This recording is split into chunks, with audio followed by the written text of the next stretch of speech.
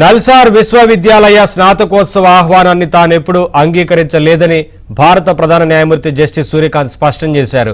విద్యార్థులు bar council of India మధ్య వివాదం నేపథ్యంలో యూనివర్సిటీ స్నాతకోత్సవానికి తాను హాజరయ్యే ప్రసక్తే లేదని తేల్చి చెప్పారు.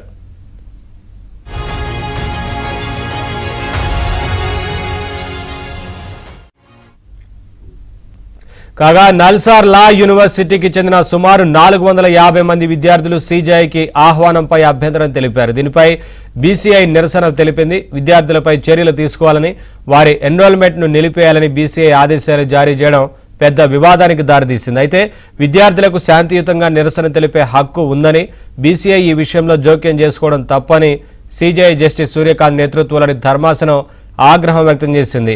తీవ్ర విమర్శలు రావడంతో బీసీఐ తన ఆదేశాలను వెనక్కి తీసుకుని క్షమాపణలు తెలిపింది.